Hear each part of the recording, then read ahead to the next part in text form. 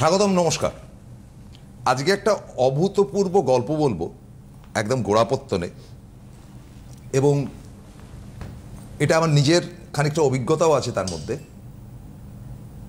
আপনারা তো রাজ কাপুরের নাম শুনেছেন, যে হিন্দি চলচ্চিত্র দুনিয়ার সর্বকালের অন্যতম সেরা পরিচালক, অভিনেতা, অন্যতম। আমি বলছি না হি ইজ দ্য বেস্ট।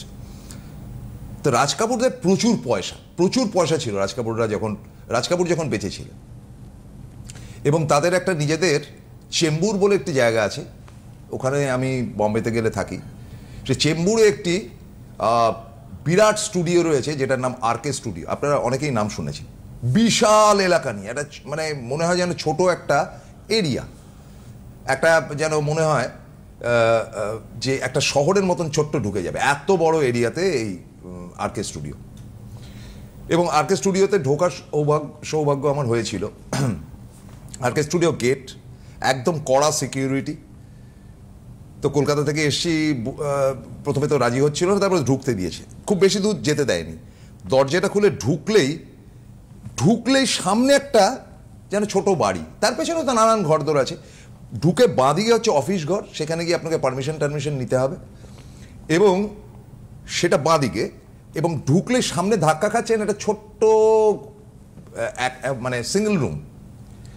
সেই ঘরটা হচ্ছে গিয়ে রাজ কাপুরের মানে আমেজ করার জায়গা, আয়েশ করার জায়গা। তিনি সেখানে ড্রিঙ্ক করতেন, এবং তার অসংখ্য গার্লফ্রেন্ড ছিল। কিন্তু রাজ কাপুরের একেবারে মানে হৃদয়ের রানী ছিলেন নার্গিস। সাম টাইম অফ 65 ইত্যাদিতে, এইরকম একটা সময়, বা তারও আগে হয়তো, নার্গিসের সঙ্গে ধীরে ধীরে তার সম্পর্কটা ভাঙতে শুরু করে। এবং ভাঙতে এমন একটা সময় আসে যে নার্গিস একদিন এসেছিলেন, এবং ওই ঘরটাতেই তারা দুজনে আড্ডা মারতেন বা যা করতেন সেটার বলা প্রয়োজন বোধ করে না। নার্গিস দেখলাম দরজাটা ভেতর থেকে বন্ধ। তো তিনি দারোয়ানকে বললেন যে কে আছে। বললেন যে অভিনেত্রী পদ্মিনী এখন নাকি সেখানে নিয়মিত আসে। সেই নার্গিসের লাস্ট আসা, তারপরে তিনি বেরিয়ে আসলেন, আর কোনোদিন তাদের যোগাযোগ হয়নি। এবার নার্গিস যতদিন রাজ কাপুরের জীবনে ছিলেন, রাজ কাপুর মানে টাকায় একশেষ হয়ে গিয়েছিলেন। পদ্মিনী এসে ভেতরের স্ট্রাকচার, মানে কোথায় সোফাটা বসবে বা কি বসবে, ওই ঘরটার সব চেঞ্জ করে দিয়েছিলেন তার মতন করে। তারপরে রাজ কাপুর তার জীবনে সব থেকে বেশি অর্থ খরচ করে যে ছবিটি করলেন, স্টার কাস্ট, মানে প্রচুর অভিনেতা অভিনেত্রী নিয়ে, তখনকার দিনে 4 কোটি টাকা খরচা করে। তখনকার দিনে মানে হুইচ মাস্ট বি 400 crores নাওয়াডেজ। ছবির নাম মেরা নাম জোকার। ছবিটা মুখ থুবড়ে পড়লো সারা ভারতে, মানে পথের ভিখিরি হয়ে গিয়েছিলেন রাজ কাপুর। মানে তার কাছে আর মানে সকালবেলা বাজার করার টাকা ছিল না। পরে তো অবশ্য তিনি সেই ঘরটাকে আবার ঠিকঠাক করে টোরে একেবারে খুব কম পয়সা একটি ছবি করলেন। ছবিটার নাম হচ্ছে ববি, সুপার ডুপার হিট। ধীরে আবার রাজ কাপুরের পয়সা, এই যে গ্যাপটা। তো এখানে একটা প্রশ্ন থাকতে পারে যে এটার জন্য কি বাস্তুজনিত দায়, নাকি এমন হতে পারে যে পদ্মিনী এবং রাজ কাপুরের প্রেমটা ঠিক সঠিক ছিল না, সেটা হয়তো কোনো জাতকের প্রভাবে রাজ কাপুরের জীবনে অন্ধকার নেমে এসেছিল। I don't know. একটা মোক্ষম প্রশ্ন নিয়ে সরাসরি সন্দীপ শাস্ত্রীর মুখোমুখি। ওয়েলকাম। একদম। প্রথমে জানাবো সকল গুরুজন, সিদ্ধার্থা শ্রী গণেশকে প্রণাম। খুব ভালো একটা প্রশ্ন, খুব ভালো একটা টপিক। সেটা হচ্ছে, আমি যদিও টপিকটা রেখেছিলাম আজকে যে বাস্তুর ওপরে, মানে বাস্তুতে শনির প্রভাবে কি খারাপ, শনির অশুভ প্রভাব। এবার আমার প্রশ্নটা হচ্ছে যে পদ্মিনী কি তাহলে শনির প্রভাবটা, মানে আমি এক্স্যাক্টলি ডাইরেক্ট অ্যাটাক করছি না, তুমি উত্তর দাও। মানুষের ওপরে তুমি যেটা বললে খুব ভালো একটা কথা বললে, মানুষের ওপরে যদি শনির অশুভ প্রভাব থাকে, তাহলে সেটা কিন্তু পুরোপুরি বাস্তুর ওপর বা তার ব্যবসার ওপর বা অর্থনৈতিক জায়গার উপরও প্রভাব ফেলবে। একেবারেই তুমি যে উদাহরণটা দিলে, ঠিক সেই রকমভাবে শনির কিন্তু অনেকগুলো জায়গা রয়েছে। যে দাদা যে দিকগুলোর কথা বললেন, যদিও আরকে স্টুডিও আমার যাওয়া হয়নি, তবুও আমি আপনাকে একটা জিনিস বলবো আপনাদেরকে, যে পুরোটা বাড়ির মধ্যে পশ্চিম দিকটা কিন্তু শনির দিক।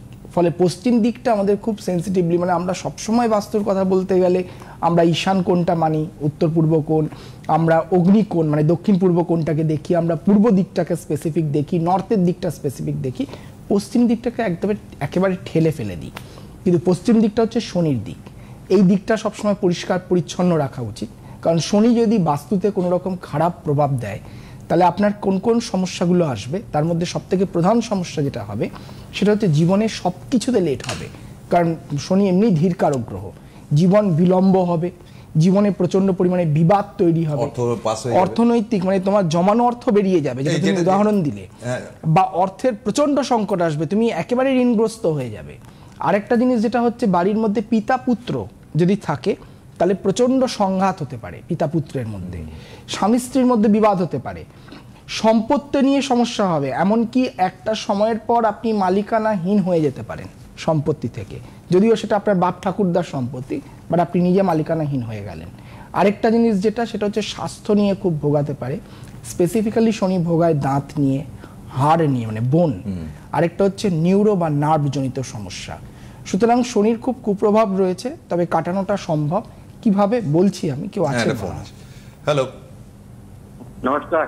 নমস্কার, আমি আসানসোল থেকে বলছিলাম স্যার। হ্যাঁ বলুন। আপনাকে নমস্কার স্যার। তো নমস্কার। আমার ছেলের সম্বন্ধে একটু জানতে চাই। আচ্ছা শুনুন। হ্যালো। হ্যাঁ বলুন, ডেট অফ বার্থ বলুন। হ্যাঁ 2/10/1998।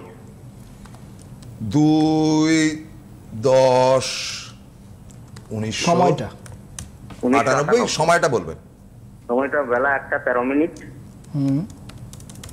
জন্মস্থান বরাকর, আসানসোল। হ্যাঁ আসানসোলের কাছে বরাকর। হ্যাঁ হয়তো পাশেই। কি নাম ছেলের? সৌম্য দাস। সৌম্য, SOUMY, সৌম্য দাস। ঠিক আছে। শুক্রবার ছিল তাই তো? হ্যাঁ স্যার শুক্রবার ছিল। ধনু লগ্ন, মকর রাশি, ধনিষ্ঠা নক্ষত্র, রাক্ষসগণ বা দেবাড়িগণ আপনার ছেলের জানা ছিল? হ্যাঁ এটা জানা ছিল। বৃহস্পতি এবং শনি দুটি গ্রহ বক্রী অবস্থায় রয়েছে। আচ্ছা আমি একটা জিনিস বলি আপনাকে, আপনার ছেলের এখানে বুধের ঘরে রবি যুক্ত হয়ে বসে রয়েছে, এটা একটা বুধাদিত্য যোগের মধ্যে পড়লো। সেক্ষেত্রে আপনার ছেলে কিন্তু ভীষণ বুদ্ধিমান এবং উচ্চ শিক্ষার একটা জায়গা রয়েছে, কিন্তু যেহেতু পঞ্চমে শনি নিচস্ত, শনি বেসিক্যালি ওকে কি করবে, ওকে টেকনিক্যাল দিকে নিয়ে যাবে, টেকনিক্যাল উচ্চ শিক্ষা।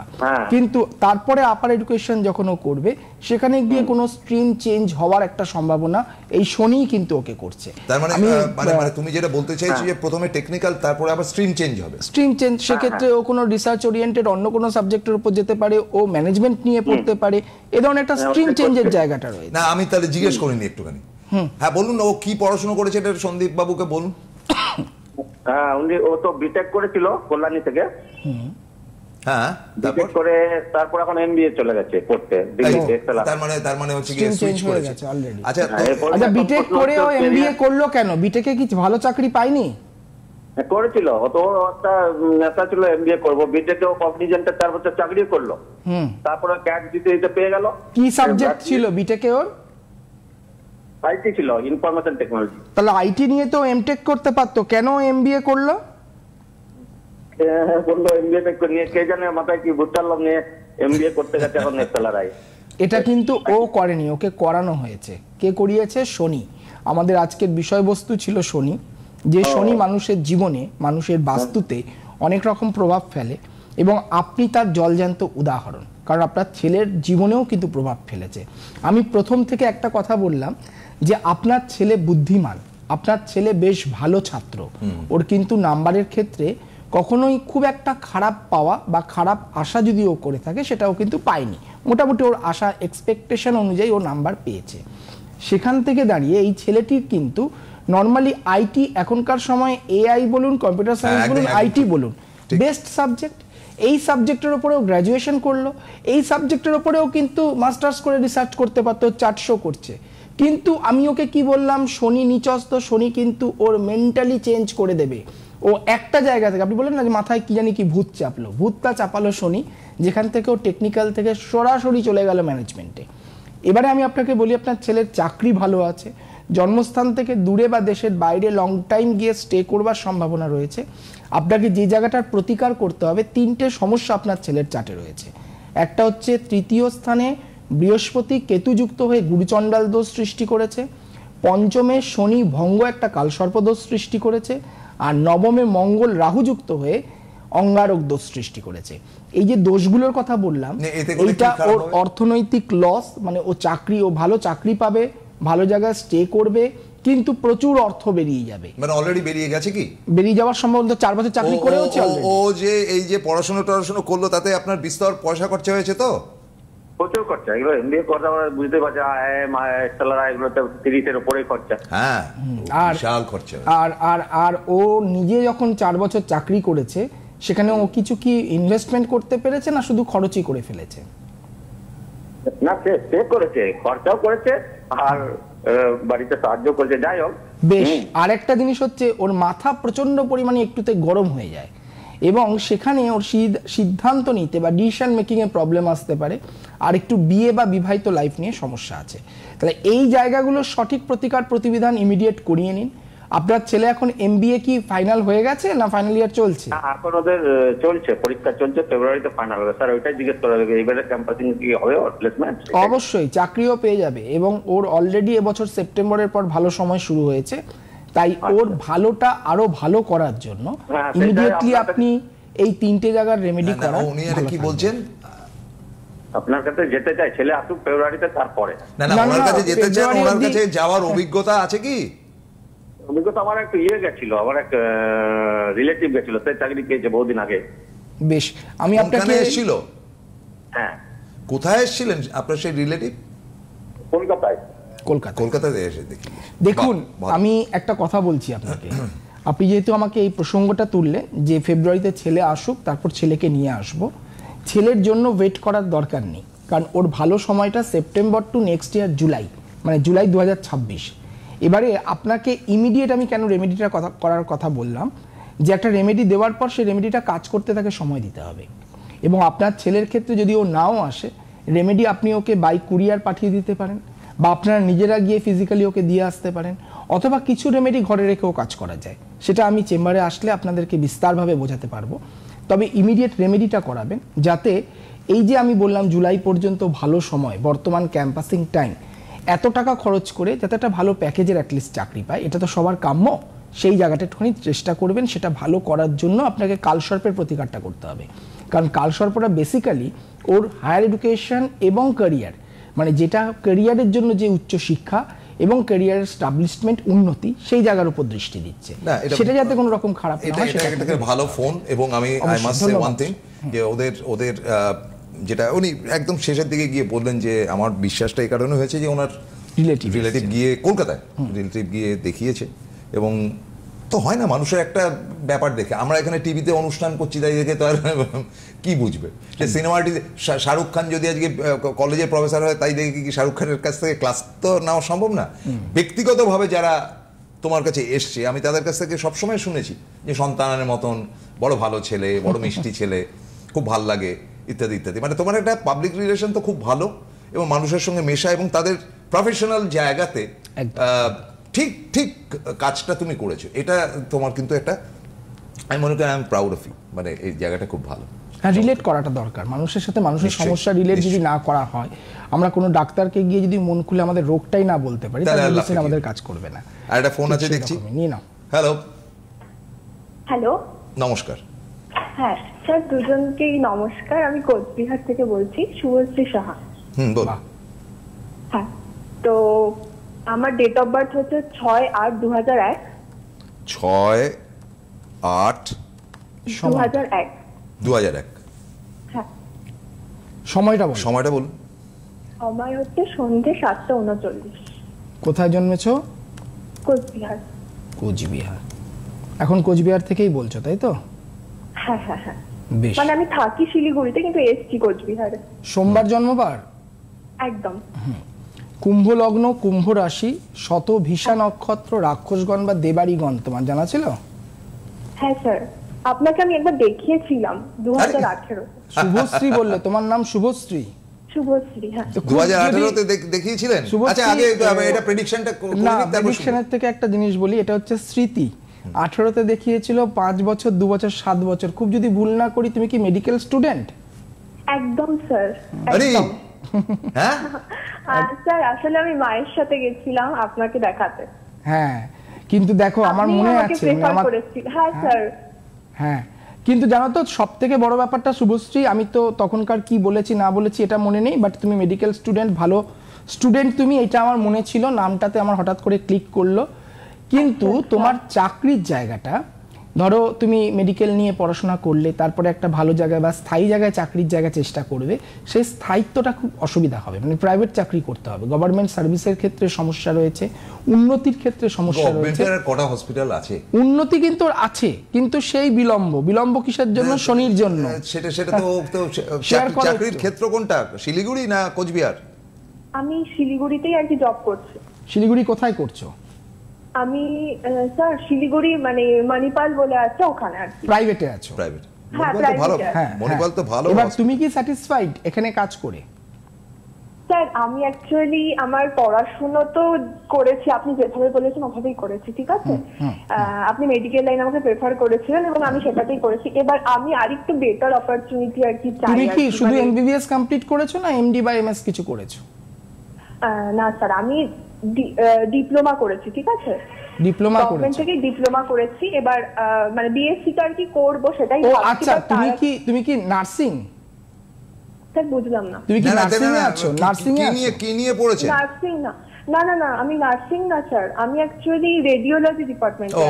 মানে এটা কি প্যারামেডিক্যাল কোর্স? না হ্যাঁ প্যারামেডিক্যাল। হ্যাঁ, প্যারামেডিক্যাল কোর্স। আপনি দুটোই আমাকে বলেছিলেন, either paramedical or BSc nurse. বুঝতে পারলাম। নার্সিংটা হ্যাঁ আমার অতটা পছন্দ না, তো আমি প্যারামেডিক্যাল আমি যেটা বলতে গেলাম সন্দীপ, 1 মিনিট ধরুন, আমি যেটা বলতে গেলাম ধরতে পারলেন না, সেটা হচ্ছে যে তোমার অপশন অনুযায়ী কিন্তু ও বললো আমাকে, তোমার অপশন অনুযায়ী ও সুযোগটা পেয়েছে, ও নিয়েছে নয়।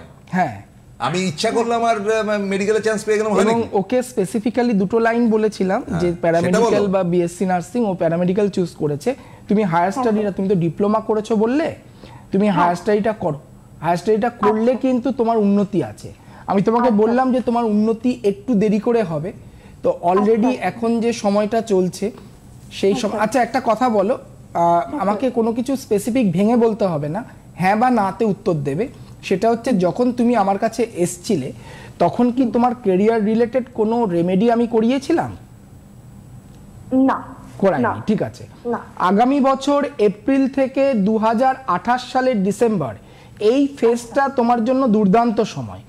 এই সময়টাতে তুমি ইমিডিয়েটলি রেমেডি করাবে, তার আগে অবশ্যই জানুয়ারির মধ্যে। আর 2 নম্বর যেটা, সেটা হচ্ছে তুমি হায়ার স্টাডির জন্য নেক্সট ইয়ার ট্রাই করো। মানে এর মধ্যে হায়ার স্টাডি তোমার চান্স পাওয়ার সম্ভাবনা, এবং হায়ার স্টাডি হবে, তারপরে তোমার উন্নতির দরজাটা কিন্তু খুলবে। ঠিক আছে? তাহলে তোমাকে কি করতে হবে? দুটো কাজ করতে হবে। একটা হচ্ছে বাড়ির ফ্যামিলির সাথে কথা বলে, গার্জিয়ানদের সাথে কথা বলে আগে তুমি রেমেডি করার চেষ্টা করো। আর সেকেন্ডলি, তুমি তোমার যোগ্যতায় নেক্সট হায়ার স্টাডি কিভাবে পাও, তার জন্য কোনো এন্ট্রান্স যদি থাকে, সেই এন্ট্রান্সের প্রিপারেশন তোমাকে ইমিডিয়েট শুরু করে দিতে হবে। 2026 target for your higher education. ঠিক আছে? Okay, thank you so much. আমার মনে হয় সন্দীপকে এবার ওই জয়েন্ট এন্ট্রান্সের কোনো এক্সপার্টি হিসেবে কিন্তু বিভিন্ন চ্যানেলে বসানো যেতে পারে। না, আমার মনে হল তার কারণটা হচ্ছে সন্দীপ খুব ক্যাজুয়াল মুডে বলে যাচ্ছে।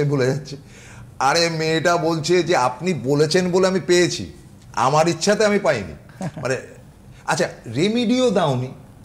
না, রেমেডি দেখো, ও আমার কাছে 18তে এসেছিল, তো রেমেডি দেয়নি, তুমি দেখে বলেছো তুমি পাবে। তখন রেমেডির প্রয়োজন ছিল না। আমি কিন্তু অপ্রয়োজনীয় রেমেডি দিই না, অপ্রয়োজনীয় রেমেডি দিই না। বারে বাহ। তো সেক্ষেত্রে এখন ওর প্রয়োজন আছে, এখন ওর আমি ওই জন্য ওকে জিজ্ঞেস করলাম যে তুমি আমাকে হ্যাঁ বা নাতে উত্তর দাও। ও বললো না স্যার, দেননি। তো হয়ে গেল একদম। কিন্তু এখন ওর প্রয়োজন। কেন প্রয়োজন? কারণ মানে তুমি ওকে দেখে বুঝেছিলে যে এর মেডিকেল ওরিয়েন্টেড, যেটা তুমি বললে, একদম সেটা ওর ভাগ্যে আছে। একদম বলে যে তোমার কিছু লাগবে না, তুমি গো অ্যান্ড ফাইট। একদম, তাই না? একদম। এবং সেক্ষেত্রে তুমি দেখো, আমি দুটো লাইন ওকে বলেছিলাম যে আইদার তুমি প্যারামেডিক্যালে যাও অর তুমি বিএসসি নার্সিং এ যাও। প্যারামেডিক্যাল পেয়ে গেছে। হ্যাঁ, ওই তো আমি তো সেইখানেই তোমাকে আটকালাম। ফলে কি হচ্ছে, যখন পেয়ে গেল তখন আমি বলেছিলাম যদি তুমি এই দুটোর মধ্যে কোনো লাইনে পাও, তাহলে তোমার আর রেমেডির প্রয়োজন নেই ফর গ্র্যাজুয়েশন বা ডিপ্লোমা। প্যারামেডিক্যালটা যখন আমি তোমাকে আটকালাম কেন, যে তুমি বলেছো, তুমি পাবে, সেটা তো তুমি বলছো না। তুমি বলছো যে তোমার ইয়েতে এসছে, তা নয়, তুমি বলেছিলে, সেটাকে বলতে হবে। অ্যাডিশনাল ওয়ার্ড, একটা লাইন এদিক ওদিক হলে আমরা বিপদে পড়ি। যাই হোক, আমি ক্রেডিট নেওয়ার জন্য সন্দীপকে বলছি না, ও আমার খুব ভালোবাসার ছোট ভাই এবং বন্ধুও বটে। আমি একটু জানিয়ে দিই যে 28 তারিখ বোলপুর, 29 তারিখ হাওড়া, 30 তারিখ সিউড়ি, পয়লা তারিখ, পয়লা ডিসেম্বর অন্ডাল, 3রা ডিসেম্বর বাঁকুড়া, 4ঠা ডিসেম্বর ব্যারাকপুর, 5ই ডিসেম্বর দুর্গাপুর, আবার 6ই ডিসেম্বর হাজরা মানে কলকাতা,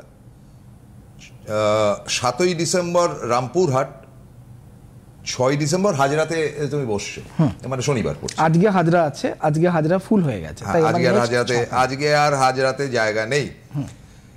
7ই ডিসেম্বর রামপুরহাট, 8ই ডিসেম্বর বালুরঘাট, 11ই ডিসেম্বর আসানসোল, 14ই ডিসেম্বর বর্ধমান, 24শে ডিসেম্বর আলিপুরদুয়ার, 25শে ডিসেম্বর কোচবিহার, 26শে ডিসেম্বর শিলিগুড়ি। ও জমজমাট ঠান্ডাতে একেবারে, মানে তখন শিলিগুড়ি। তারপরে 25 তারিখটা ছুটির দিন রয়েছে, 25 ডিসেম্বর। হ্যাঁ। তো ফলে কুচবিহারের অনেক মানুষ যারা চাকরির সঙ্গে যুক্ত তারা রিকোয়েস্ট করেছিলেন, স্যার একবার অ্যাটলিস্ট আপনি ছুটির দিনে আসুন।